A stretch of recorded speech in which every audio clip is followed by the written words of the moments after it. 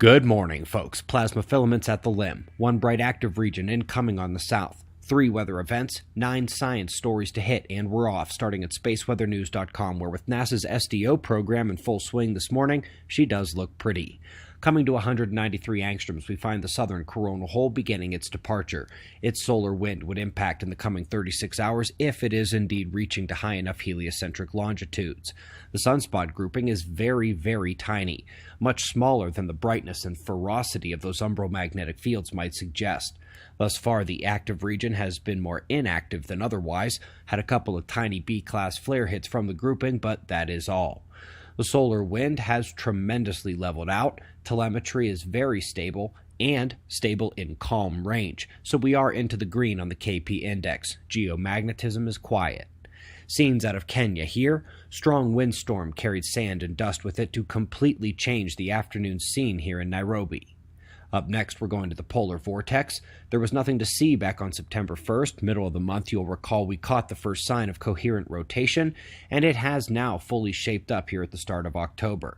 It won't gain full strength for about another month, maybe more. As we speak, it is pouring in Korea.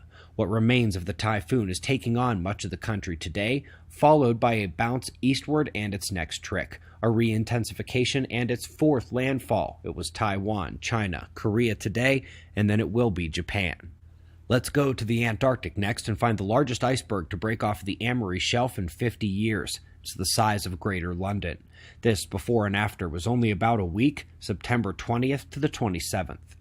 Up next, in a story that will have many Indonesian residents frustrated, they say that Krakatoa gave clear warnings before its eruption last year that caused a tsunami and killed many people. Paper published in Nature Communications, and it will be of little consolation that maybe they'll forecast the next one. We're going out to Mars next, where things are sounding interesting to the InSight lander. Wind, its own movement, Mars quakes, all picked up on its super-sensitive sensors, and you can listen to some of the quakes at the link provided below. Up next, in the wake of our climate-forcing movie, there has been a considerable requesting of the TSI dataset. Among the list of links today is the source page from Colorado. It has the TSI data on it, which will be critical as we enter another sunspot cycle, and the flaws of TSI are revealed with the solar flares. Our climate-forcing movie is listed below as well, and since the next sunspot cycle is on its way, it's time to get acquainted with space weather. Click our name here within YouTube to go to our channel page. From there, scroll down a bit until you see the line of orange hemispheres. That is the Sun series. It can get you caught up and in full understanding of space weather in less than 2 hours. Let's do some cosmology, shall we? Oh boy, a very out there idea suggesting that perhaps vacuum dark energy of the cosmos is canceling out at small scales, such that we don't recognize it at big ones.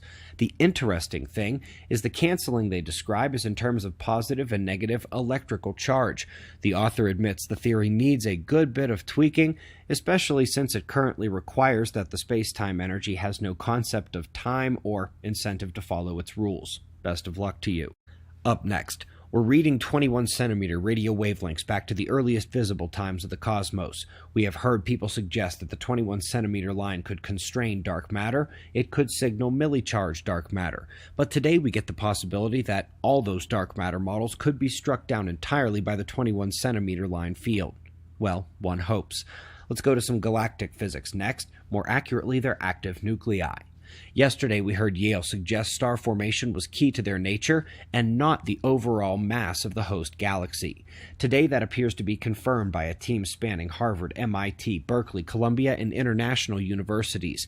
If you will recall, this is important because we know star-forming regions are more dominated by magnetic fields and plasma turbulence than they are chaos and gravity. This has strong implications for the galaxy as a whole, especially the central nucleus, if the star formation dynamics are determinative of the character of the interior. Last but not least, this is normally the sort of news we'd save for the weekly podcast, but wanted to throw in here this morning. The GMO mosquito plant in South America failed cataclysmically. It didn't just not work to kill the native mosquitoes, but those allegedly non-reproducing mosquitoes they sent into the wild, well, life found a way as prophesized by Goldblum in the Park Jurassic. They are also intermixing genes and creating hybrid mosquitoes, which are breeding like mad. They have unleashed tiny monsters. We greatly appreciate your support. We've got wind map forecasts and shots of our star to close. We'll do this all again tomorrow, right here, but right now it's 4:20 a.m. in the new Valley of the Sun. Eyes open, no fear. Be safe, everyone.